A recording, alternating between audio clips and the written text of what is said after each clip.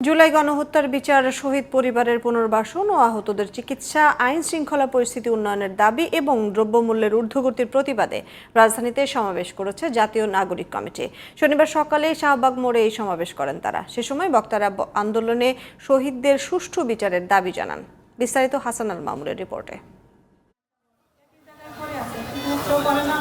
জুলাই গণহত্যায় বিচারের দাবিতে শনিবার বেলা 11টায় শাহবাগে সমাবেশের আয়োজন করে জাতীয় নাগরিক কমিটি।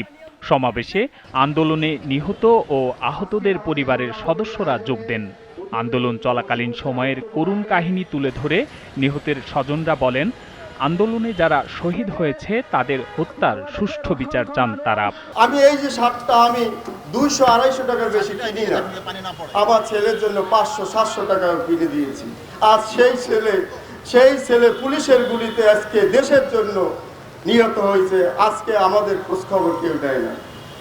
তাই আমি আশা করব যে আমার ছেলের বিচার যেন সুষ্ঠু হয়। আমার সামনে অনেক ভাইকে গুলি করে মেরেছে, যাত্রাবাড়িতে আমি দেখেছি। ডাক্তার স্যারকে বলবো যে এই বিচারটা জানি সেভাবে বাংলার মাটিতে জানি আসলে করে, যারা এগুলা করছে তাদের জন্য বিচার করে, এটাই চাই আমরা।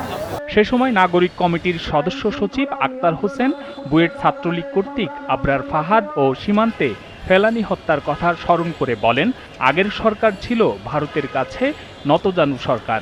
বর্তমান গণ অভ্যুত্থানের এই সরকার কোনোভাবেই ভারতের সাথে নতজানু থাকতে পারে না। অবশ্যই ভারত দিল্লির যে নীতি আছে সেই নীতির সাথে চোখে চোখ রেখে কথা বলার মতো সাহস রাখতে হবে। সবশেষে তিনি বলেন, জুলাই গণহত্যায় জড়িতদের দ্রুত আদালতের মাধ্যমে বিচারের আওতায় আনতে হবে। এখন পর্যন্ত গণহত্যার বিচার শুরু হয় নাই।